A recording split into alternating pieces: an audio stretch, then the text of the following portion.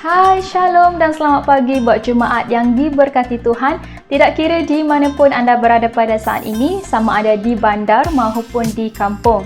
Kami ingin merakamkan jutaan terima kasih buat Jumaat yang setia mengikuti ibadah raya SIB Citylight Church Kuala Lumpur yang dijalankan secara atas talian. Baiklah, saya Sada Anira Anwar, pengacara pada hari ini, dan saya akan berkongsikan beberapa info gereja buat pengetahuan anda. Namun begitu, anda juga digalakkan untuk menggunakan ruangan chat box untuk saling berkomunikasi dengan jemaat yang lain dan akan dilayani oleh para usher iaitu Brother Fahmi dan juga Sis Helviana. Bagi pengutahuan persembahan dan persepuluhan, jemaat boleh membuat kiriman terus ke akaun public bank gereja kita iaitu 314-643-4014 atas nama Sidang Injil Borneo SIB Brickfields. Setelah selesai, jemaat boleh menghantar slip transaksi kepada bendahari gereja kita iaitu Puan Margaret. Kekuatan gereja adalah sangat penting dengan adanya pendoa dan juga kesatuan. Oleh itu, gereja kita akan mengadakan doa dan puasa bersama jemaat pada 25 September ini bersamaan dengan hari Sabtu. Acara ini akan bermula pada jam 8 malam menerusi platform Zoom. Sesi Strengthen Each Other antara pemimpin dan aktivis gereja akan diadakan selepas ibadah raya ini iaitu pada jam 1:30 petang. Sebagai tambahan, sesi ini akan dijalankan secara berkala pada minggu kedua dan juga minggu keempat. Seterusnya, Hari Malaysia tahun 2021 akan bermula tidak lama lagi. Jadi, mari kita raikan sambutan ini dengan bersatu di dalam gabungan doa 3 wilayah yang bertemakan Pulihkanlah Kami. Semua jemaat digalakkan untuk menyertai Prayer Summit gabungan 3 wilayah ini melalui platform Zoom iaitu bermula pada jam 9 malam Rabu bersamaan dengan 15 hari bulan September dan akan berakhir pada jam 1 pagi 16 September bersamaan dengan hari Khamis. Mari bangkit dan jadikan prayer as our lifestyle. Saudara-saudari, ingin saya katakan, hari berganti hari, masa berlalu pergi. Namun, kasih Tuhan kekal abadi dan setia menanti. Baiklah, sebelum kita memulakan ibadah ini, mari kita persiapkan hati di hadapan Tuhan dan saya akan memimpin kita di dalam doa pembukaan ini. Mari kita berdoa. Haleluya Bapa di syurga, Tuhan Yesus. Terima kasih Tuhan atas kasih dan kebaikan Engkau dalam setiap pribadi kami. Tuhan, kami tahu Tuhan, tangan Engkau tidak kurang panjang dan telinga-Mu Tuhan tidak kurang tajam mendengar doa kami. Tuhan, kami berdoa menyerahkan sesi ibadah raya kami ini Tuhan ke dalam tangan Engkau dari permulaan, pertengahan sehingga akhirnya Tuhan. Kami serahkan ke tangan Engkau, biarlah Engkau yang menyertai kami dan kami juga berdoa Tuhan, biarlah Engkau yang memegang hati kami Tuhan, telinga kami Tuhan untuk mendengar firman-Mu dan kami juga berdoa Tuhan supaya Engkau memimpin kami Tuhan untuk memuji dan menyembah-Mu. Terima kasih Yesus, kami serahkan ibadah ini semuanya ke tangan Engkau, hanya di dalam nama Tuhan Yesus kami mengucap syukur dan berdoa. Amin.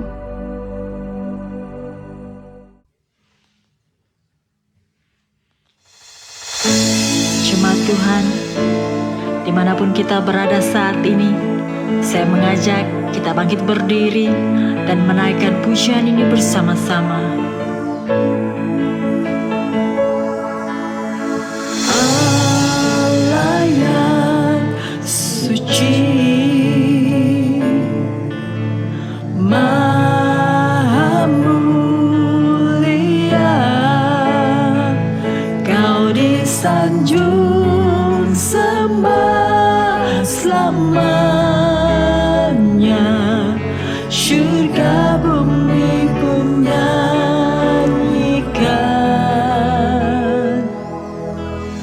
Bapa yang kekal,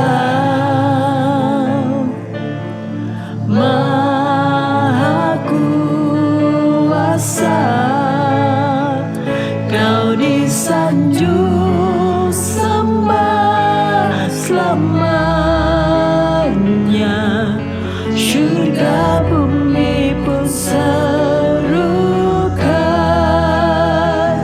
Haleluya,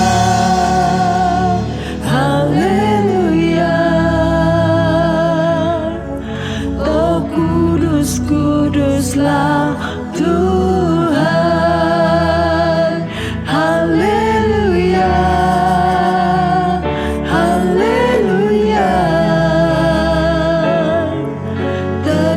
Pujilah nama Tuhan.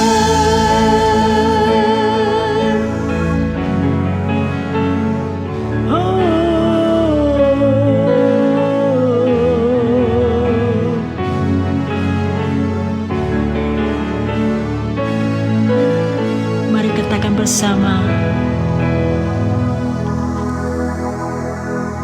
Allah yang suci,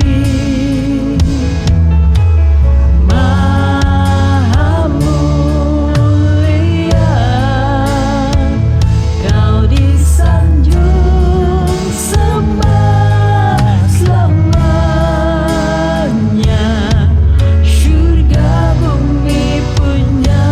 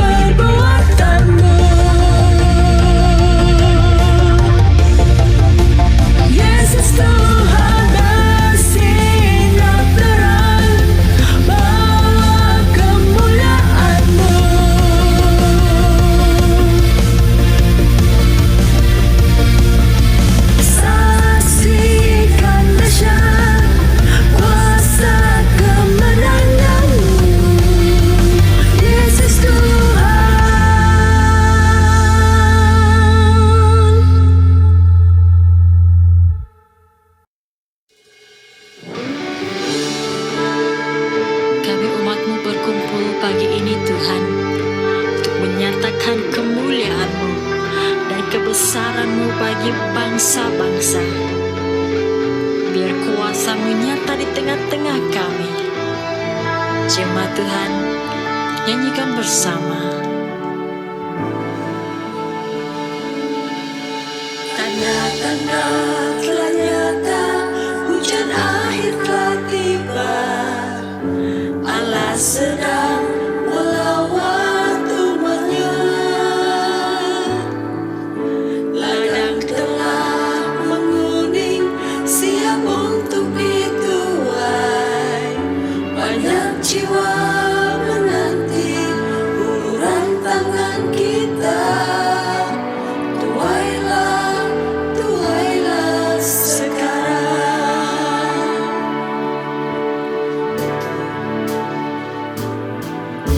Tanda-tanda telah nyata, hujan akhir telah tiba. Allah sedang melawat umatnya. Ladang telah menguning, siap untuk dituai. Banyak jiwa menanti uluran tangan kita. Tuailah, tuailah sekarang. Nyatakan kemuliaan-Nya pada segala bangsa. Biar kuasa-Nya dinyatakan berlimpah. Bangkitlah gereja Tuhan, pandang sekelilingmu.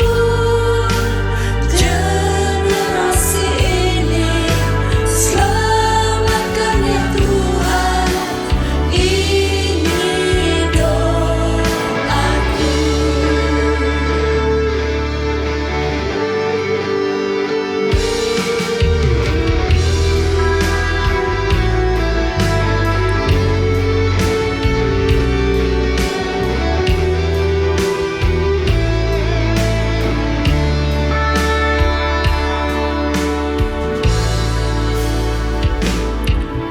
Tanda-tanda telah nyata, hujan akhir telah tiba. Allah sedang melawat umatnya. Ladang telah menguning, siap untuk dituai. Banyak jiwa menanti uluran tangan kita. Tuailah, tuailah sekarang.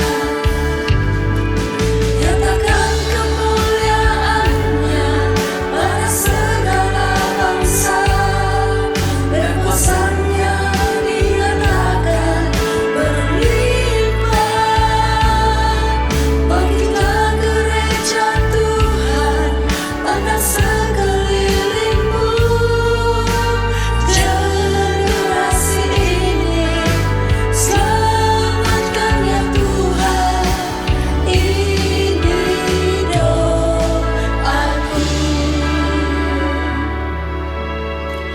Tuhan, Engkau telah memanggil kami umat-Mu, gereja-Mu, untuk menyatakan kemuliaan-Mu bagi bangsa-bangsa.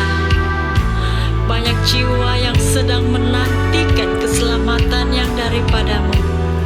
Ini kami Tuhan, ini gereja-Mu. Nyatakan kemuliaan-Nya pada segala bangsa.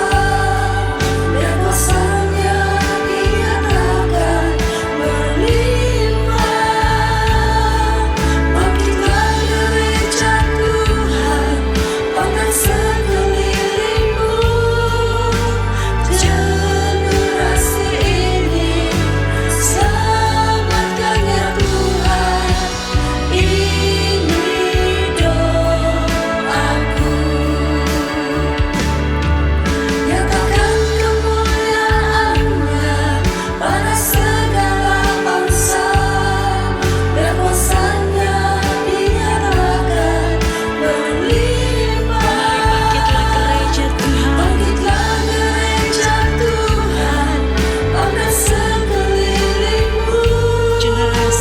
generasi ini. Selamatkan ya Tuhan, ini doaku. Generasi ini Generasi selamatkan ini, ya Tuhan. selamatkan ya Tuhan, ini doaku. Generasi ini, selamatkan ya Tuhan, ini doaku. Terima kasih Tuhan untuk kesempatan bagi kami untuk menjadi saksi. Haleluya. Shalom, salam sejahtera dalam kasih Tuhan kita Yesus Kristus buat jemaat sekalian. Doa dan harapan semoga jemaat tetap berada dalam keadaan yang sehat. Puji Tuhan kita dapat bertemu pada minggu ini. Sungguh pun kita masih mengekalkan ibadah online. Kita percaya bahwa berkat Tuhan ada di mana-mana. Pada waktu kita menyediakan hati kita menerima kebenaran firman, pasti kita diberkati oleh kebenaran firman. Saudara kekasih yang saya cinta dalam Tuhan, pada minggu yang lepas kita telah mempelajari kebenaran firman yang bertajuk tentang sikap Kristus berhadapan dengan pelayanan. Bagaimana dia melakukan tugas pelayanannya dan meletakkan seluruh harapannya kepada Allah Bapa di sorga. Saudara kekasih, pada kesempatan ini kita juga akan mempelajari satu bahagian firman yang terdapat dari Injil Matius pasal yang keempat. Sebenarnya kita boleh baca dari ayat yang pertama sampai ayatnya yang ke-11. Namun pada kali ini kita akan baca dari ayat yang ke-10 sampai ayatnya yang ke-11. Asta akan baca bahagian firman ini, sementara jemaat boleh mengiringi pembacaan seperti mana yang tersedia di screen. Dari ayat yang ke-10 berkata, "Maka berkatalah Yesus kepadanya," yaitu kepada iblis, "Enyalah iblis, sebab ada tertulis, engkau harus menyembah Tuhan Allahmu, dan hanya kepada Dia sajalah engkau berbakti." Ayat yang ke-11, "Lalu iblis meninggalkan dia, dan lihatlah, malaikat-malaikat datang melayani Yesus." Puji Tuhan. Demikian pembacaan firman pada masa ini. Sebelum kita bahas bahagian ini, mari kita datang sekali lagi dalam doa. Pastor akan pimpin kita di dalam doa. Segala puji, syukur, hormat, kemuliaan kami kembalikan kepadamu Tuhan atas berkat firman yang telah kami baca. Kami percaya Bapa bahwa apa yang telah kami baca sebentar tadi adalah perkataan Allah yang hidup, yang berkuasa. Oleh itu Bapa, kami siapkan hati kami menerima kebenaran-Mu ya Tuhan, masuk dalam hati kami. Pada saat kami menerima kebenaran firman-Mu dengan iman, kami yakin Tuhan, hidup kami akan mengalami perubahan. Hamba berdoa ya Tuhan, pemberitaan firman pada hari ini akan menjadi berkat buat jemaat sekalian. Bagi kami yang mendengarnya Tuhan, iman kami dikuatkan, diteguhkan. Sementara kami ya Tuhan dalam perjuangan iman kami, supaya kami terus tetap setia taat mengikuti Yesus Kristus sampai Engkau datang kedua kali ke dunia ini. Terpujilah nama-Mu Bapa di sorga. Hamba serahkan pemberitaan firman ini dari permulaan sampai selesai. Nama Tuhan Yesus Kristus dimuliakan. Nama Tuhan Yesus Kristus ditinggikan di dalam pemberitaan ini. Haleluya. Amin. Amin.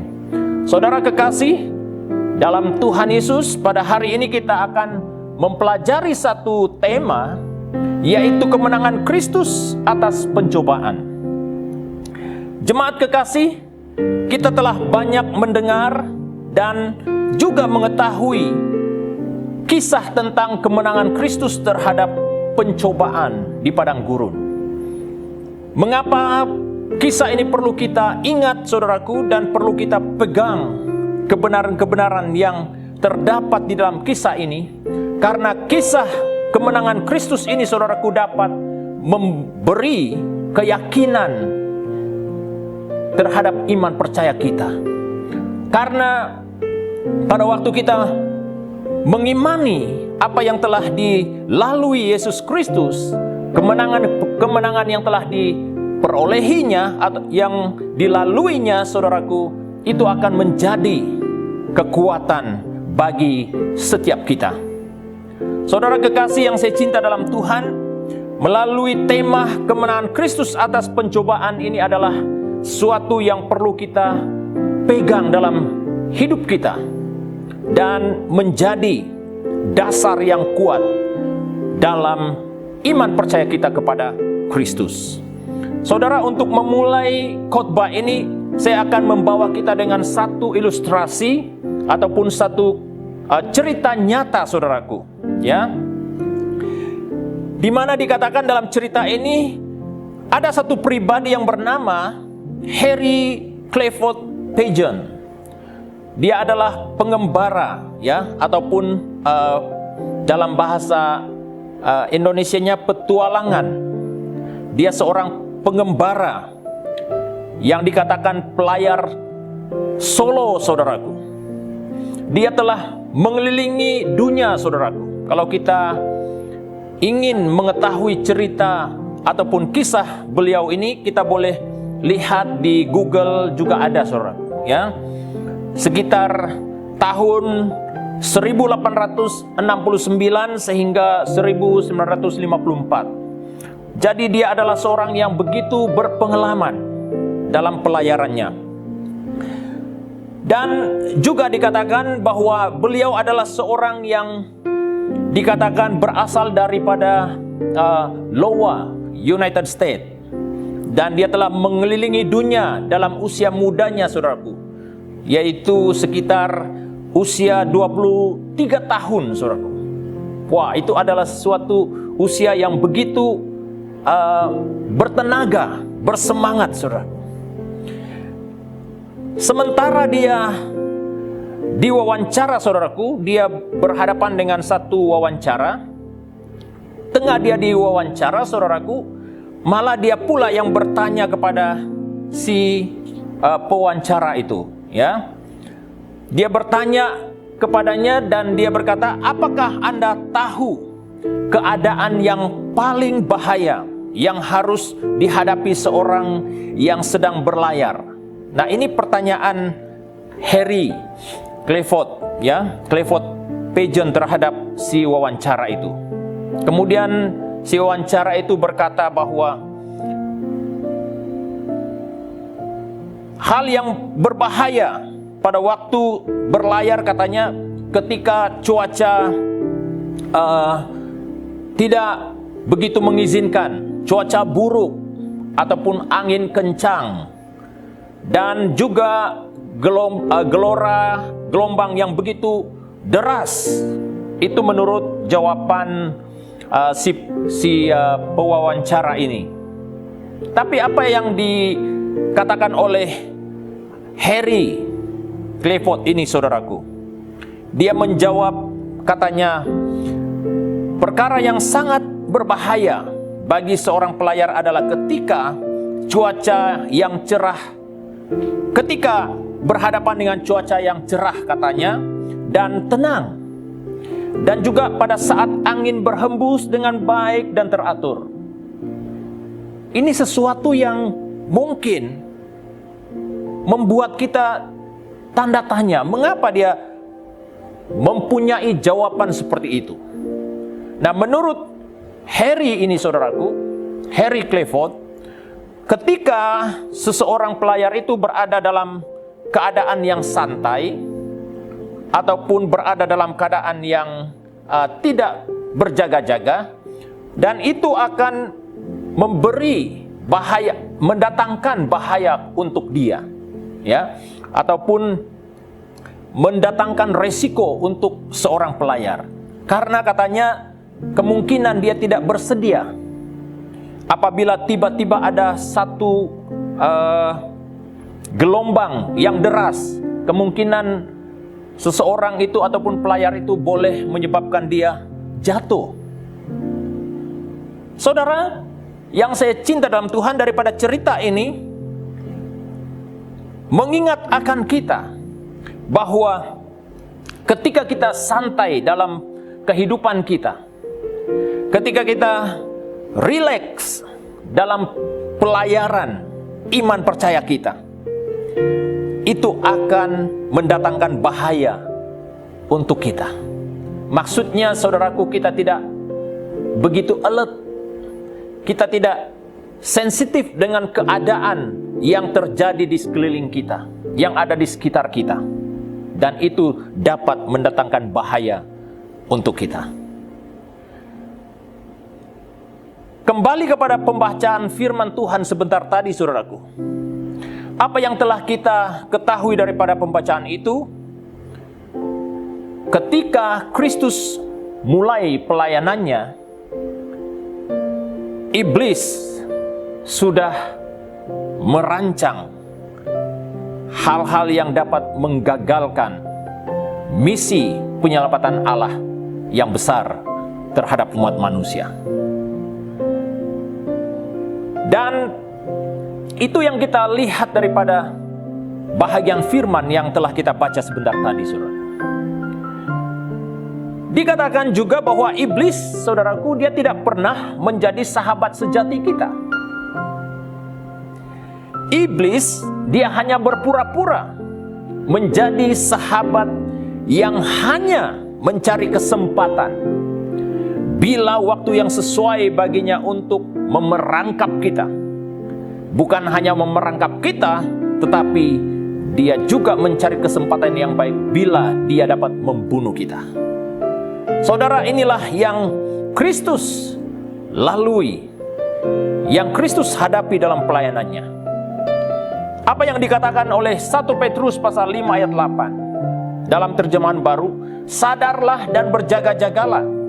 Lawanmu, si iblis, berjalan sekeliling sama seperti singa yang mengaum-ngaum dan mencari orang yang dapat ditelannya. Lihat itu, saudaraku. Iblis, saudaraku, dia tidak pernah menjadi sahabat sejati kita. Hanya Yesus saja satu-satunya yang menjadi sahabat sejati kita.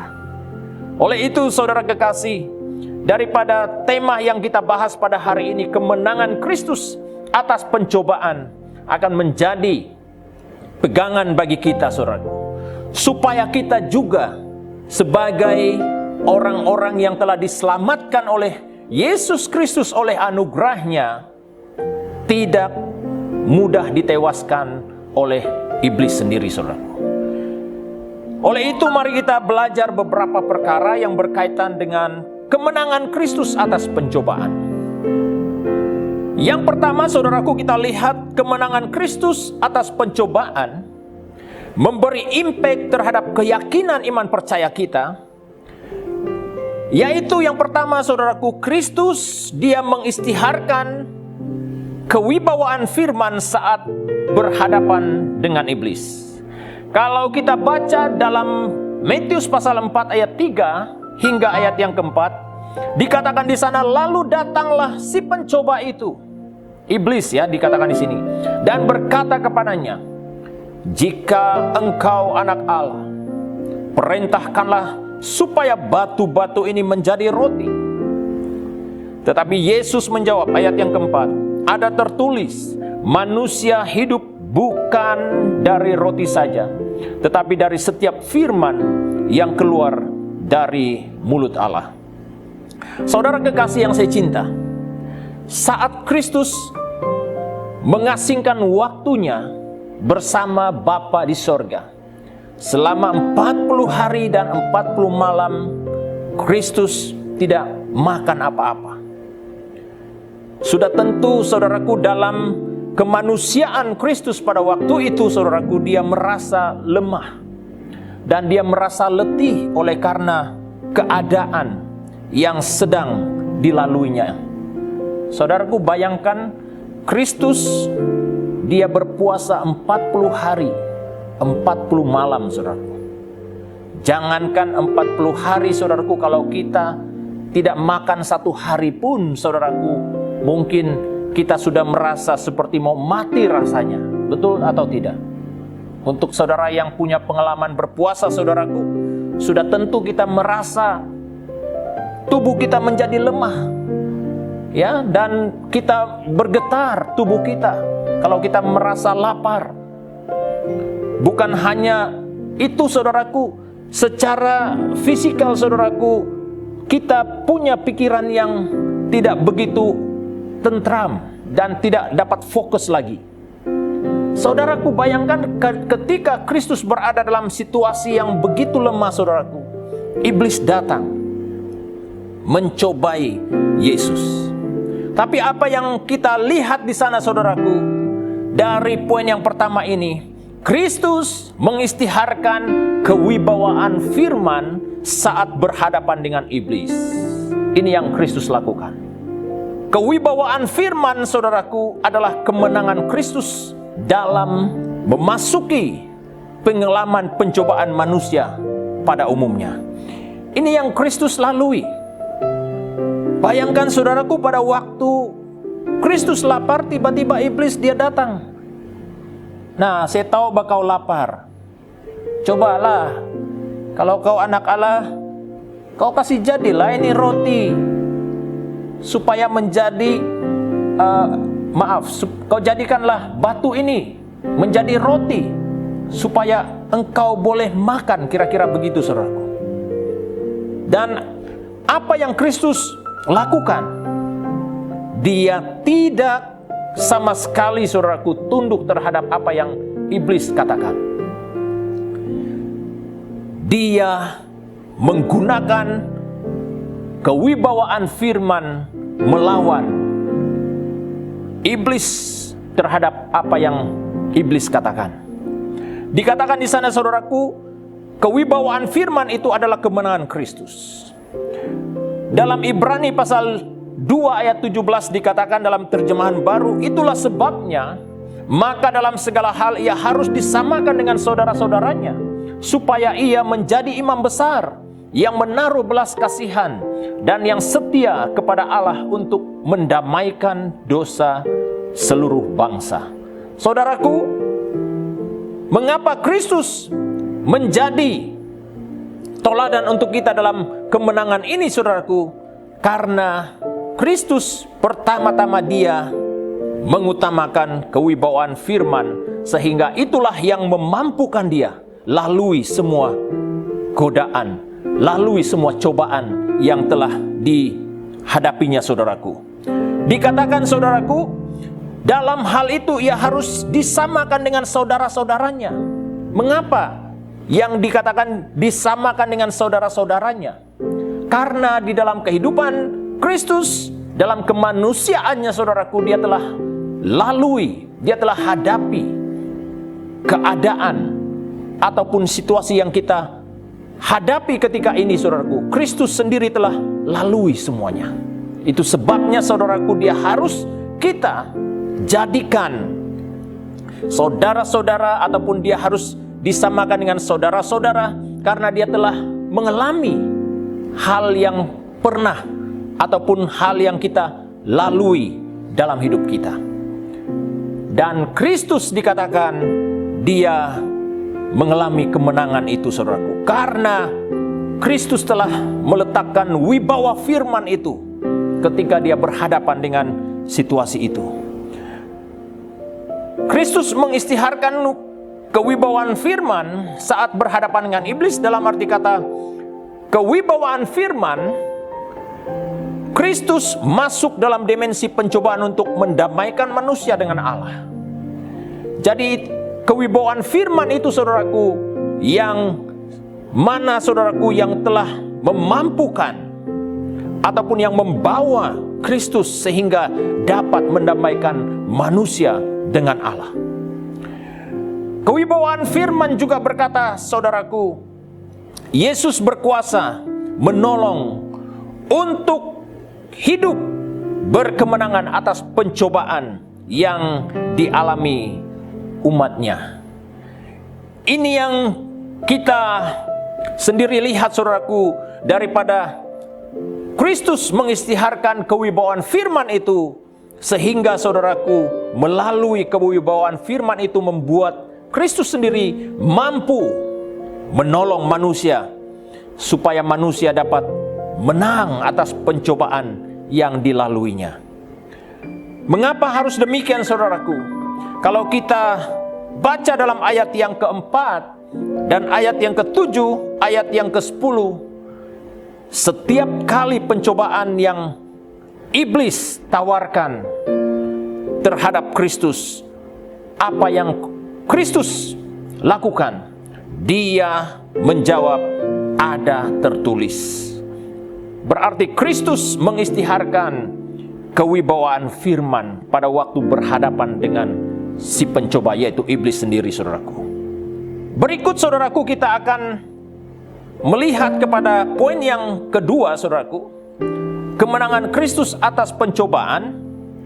Yang kedua adalah semua aspek pencobaan dihadapinya melalui wibawa firman. Semua aspek pencobaan. Kalau kita lihat kembali, saudaraku, dalam pembacaan firman sebentar tadi daripada pasal yang 4, daripada ayat yang pertama sampai ayat yang ke-11, kalau kita lihat dalam ayat yang ke-4, dikatakan di sana, Yesus menjawab, manusia hidup bukan dari roti saja, tetapi dari setiap firman yang keluar dari mulut Allah. Kemudian ayat yang ke-7, Kristus menjawab lagi, ada pula tertulis, janganlah engkau mencobai Tuhan Allahmu. Kemudian ayat yang ke-10 dikatakan di sana, enyalah iblis, sebab ada tertulis, engkau harus menyembah Tuhan Allahmu, dan hanya kepada Dia sajalah engkau berbakti. Saudara kekasih, daripada ayat yang telah kita baca sebentar tadi, itu berkata tentang semua aspek pencobaan yang dihadapi oleh Yesus. Dia lalui semuanya ataupun dia hadapi semuanya dengan wibawa firman. Dari ayat yang ketiga dan ayat yang keempat, saudaraku, kalau kita baca bahagian itu, lalu datanglah si pencoba itu dan berkata kepadanya, ayat yang ketiga, jika engkau anak Allah, perintahkanlah supaya batu-batu ini menjadi roti. Saudara kekasih, aspek yang pertama yaitu berkenaan dengan tubuh Yesus pada waktu itu, di mana dikatakan bahwa pada waktu Yesus lapar, saudaraku, tentu dia memerlukan makanan. Tapi apa yang Yesus jawab pada waktu iblis mencobai dia? Perkataan Yesus ini penting untuk kita ingat, saudaraku. Dia katakan, manusia hidup bukan dari roti saja, tetapi dari setiap firman yang keluar dari mulut Allah. Berarti, saudara kekasih, oleh kuasa firman, manusia mampu menahan diri dari keinginan yang dapat merosakkan tubuhnya. Saudara, apa yang membuat seseorang yang dikatakan seorang yang percaya kepada Tuhan itu dapat bertahan? Hanya oleh firman, saudaraku. Ketika firman tinggal di dalam hati kita, mengambil tempat di dalam hati kita, saudaraku, segala tawaran-tawaran iblis, tawaran-tawaran dunia ini, saudaraku, untuk membawa kita melakukan sesuatu yang bertentangan dengan kehendak Tuhan, yang bertentangan dengan kebenaran firman, kita dapat kekuatan, kita dapat kemenangan atas semua itu. Kenapa? Oleh karena wibawa firman Tuhanlah yang memampukan kita berhadapan dengan keadaan itu. Saudara, banyak cobaan-cobaan, banyak tawaran-tawaran iblis pada hari-hari ini, saudaraku, untuk menarik perhatian kita, untuk membuat kita mengalihkan pandangan kita terhadap Kristus, mengalihkan pandangan kita terhadap kebenaran firman. Namun, saudaraku, ketika wibawa firman ada di dalam hati kita, tawaran-tawaran itu, saudaraku, tidak dapat melemahkan kita dan tidak dapat mengalihkan pandangan kita kepada Kristus. Kenapa, saudaraku? Karena oleh firman saja, saudaraku, kita memiliki wibawa untuk menentang, melawan segala tipu muslihat iblis. Ini yang terjadi pada waktu itu, saudara. Aspek seterusnya, saudaraku, yaitu berkenan dengan jiwanya. Kalau kita baca dalam ayat yang ke-5 dan sampai ayat yang ke-7, kemudian iblis membawanya ke kota suci dan menempatkan dia di bangunan bait Allah.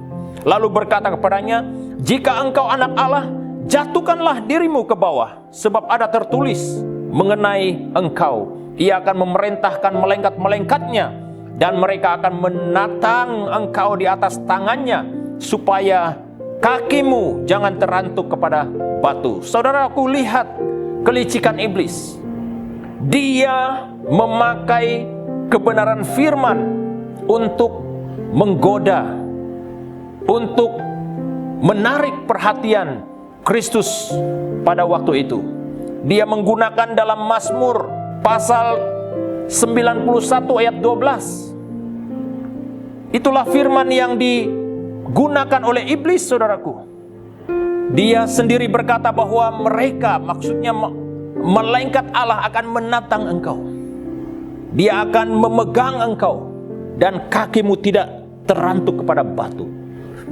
Bayangkan, saudaraku, iblis dia begitu mahir dan dia tahu tentang kebenaran. Itu sebabnya, saudaraku, Kristus menjawab. Apa jawaban Kristus kalau kita baca di dalam ayat yang ke-7? Yesus berkata kepadanya, "Ada pula tertulis, janganlah engkau mencobai Tuhan Allahmu." Saudara kekasih, Yesus mengetahui dengan sungguh kebenaran, sehingga dia tidak mudah dikelirukan oleh iblis. Saudara, pengetahuan akan firman dalam hidup kita itu penting, ya. Apabila seseorang itu lemah dalam pengetahuan akan firman, saudaraku, dia mudah dipengaruhi oleh si jahat, yaitu iblis, saudaraku. Dan dia mudah disesatkan oleh hal-hal yang menarik perhatiannya di dunia ini, saudaraku.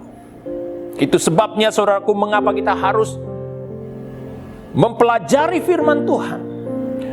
Mengapa kita harus memelihara firman Tuhan dalam hidup kita, supaya kita dapat melawan segala tipu muslihat iblis yang coba mempengaruhi hidup kita.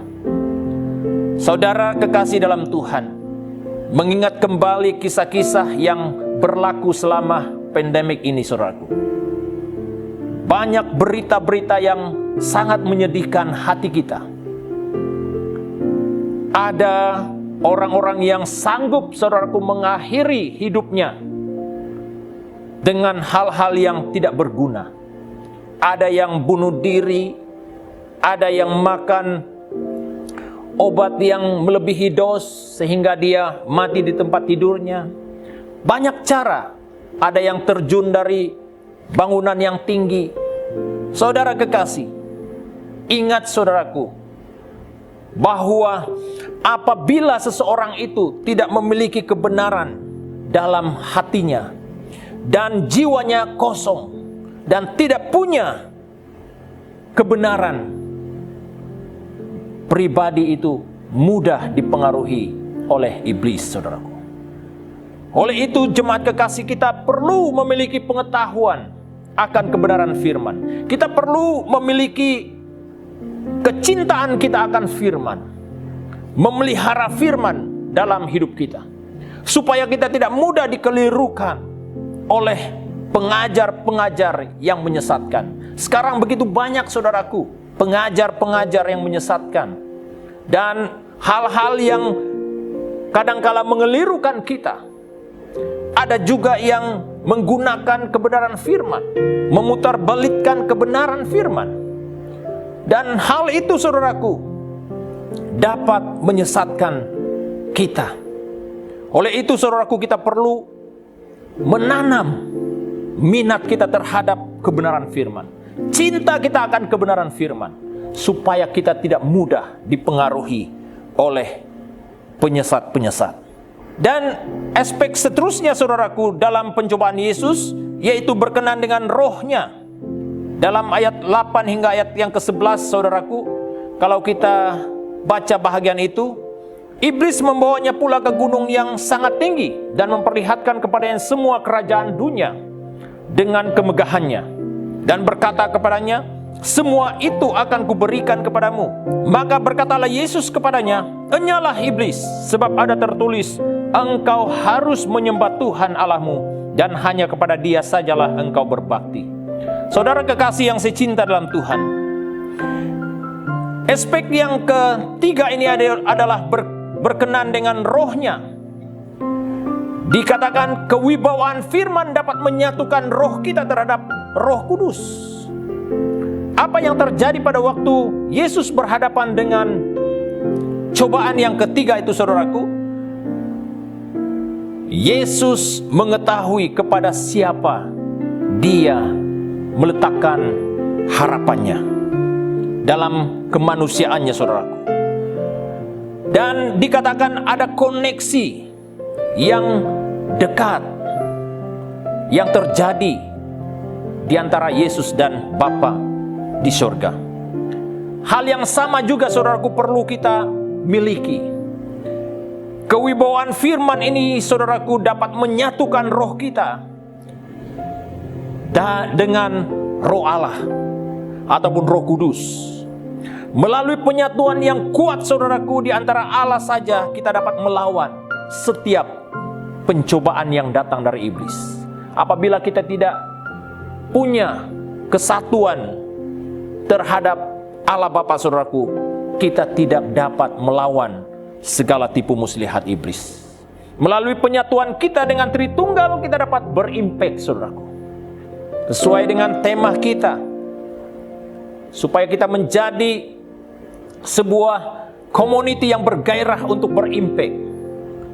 Demikian saudaraku, ketika kita menyatukan roh kita bersama dengan roh Allah, maka kita memiliki kekuatan itu saudaraku. Saudara kekasih yang saya cinta dalam Tuhan, melalui semua aspek pencobaan yang dihadapi oleh Yesus Kristus ini saudaraku, apa yang kita lihat di sana?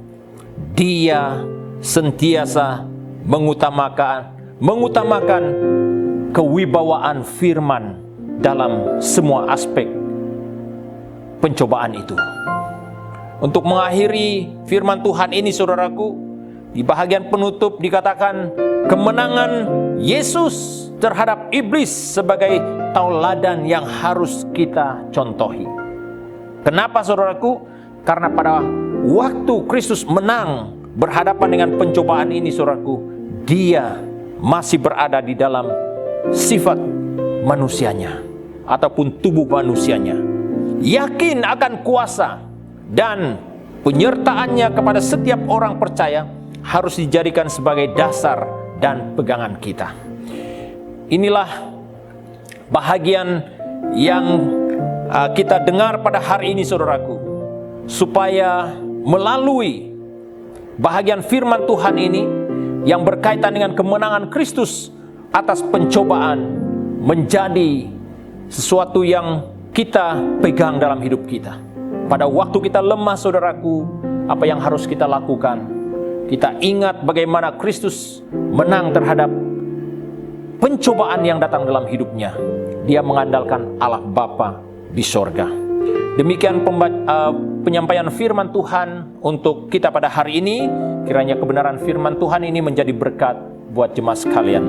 Sebelum saya serahkan tempat ini ataupun waktu ini kepada tim, mari kita datang dalam doa kita, dan pastor akan pimpin kita dalam doa berkat ini.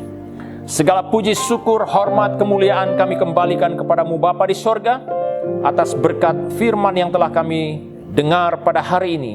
Kiranya kebenaran firman-Mu ini Bapa menjadi bahagian dalam hidup kami, untuk membawa kami ya Tuhan terus mengandalkan Tuhan dalam hidup kami, setia akan Yesus dalam hidup kami, bahkan hidup sesuai dengan kebenaran firman-Mu. Berkati jemaat sekalian yang sudah mendengar firman pada hari ini Tuhan Yesus. Kiranya kebenaran ini akan menuntun kami, membawa kami untuk terus setia dalam iman percaya kami. Bapa Surgawi, pada kesempatan ini hamba juga berdoa buat jemaat sekalian, dimanapun mereka berada ketika ini, mohon Tuhan kuatkan setiap kami Tuhan Yesus. Apapun keadaan yang kami hadapi ketika ini, keadaan yang kami lalui ketika ini, kami percaya Bapa di sorga, oleh pertolongan Yesus sendiri dan oleh wibawa firman yang kami pegang, ya Tuhan, dapat memberi kekuatan kemenangan kepada kami. Bapa Surgawi, hamba berdoa khusus untuk jemaat sekalian dalam setiap usaha pekerjaan dan juga anak-anak yang masih belajar, jemaat yang masih belajar. Tuhan Kau tolong, Tuhan Kau beri mereka kekuatan, beri mereka kemampuan untuk lalui semua cabaran yang mereka hadapi dalam hidup setiap waktu. Bapa, hamba juga berdoa buat setiap jemaat Tuhan yang bekerja. Berkati ya Tuhan dalam pekerjaan, keluarga, dalam setiap apapun keperluan mereka. Kami yakin Tuhan pasti menyediakan segala keperluannya mereka Bapa di surga. Kami serahkan seterusnya Bapa untuk jemaat kami yang mungkin berada dalam keadaan sakit. Kami berdoa di dalam nama Tuhan Yesus, jamah Tuhan sembuhkan sakit penyakit mereka. Demikian juga Bapa untuk jemaat Tuhan dalam memberi sokongan buat pelayanan Tuhan di gereja-Mu di SIB City Life Church Kuala Lumpur, melalui doanya, melalui sumbangannya, pemberian kasihnya, dan juga persepuluhannya, janji iman, apapun bentuk pemberiannya Tuhan, kami mohon Tuhan Engkau berkati. Sesuai dengan firman-Mu Bapa, bahwa Engkau akan melipat gandakan berkat-Mu bagi setiap orang yang setia melakukan tanggung jawabnya di hadapan Tuhan. Terima kasih Bapa di sorga, pimpin kami ya Tuhan sepanjang minggu yang akan datang ini. Biarlah hidup kami ya Tuhan terus menerus memuliakan Tuhan, mengagungkan Tuhan dalam apapun yang kami lakukan. Terpujilah nama-Mu Bapa di sorga. Inilah doa permohonan kami yang kami peralaskan hanya di dalam nama Tuhan Yesus, penyelamat kami yang hidup yang bertakhta di sorga. Kami sudah berdoa. Haleluya. Amin. Amin. Demikian firman Tuhan yang disampaikan. Kiranya Tuhan Yesus memberkati. Jumpa Anda di minggu hadapan. Shalom. Terima kasih Pastor Devi buat perkongsian firman Tuhan yang sangat meneguhkan dan menguatkan kami secara peribadi. Baiklah, kita telah pun berada di penghujung ibadah raya pada pagi hari ini. Terima kasih juga buat perhatian anda sebentar tadi. Sehingga kita bertemu lagi di minggu hadapan. Selamat berhujung minggu dan Tuhan Yesus memberkati.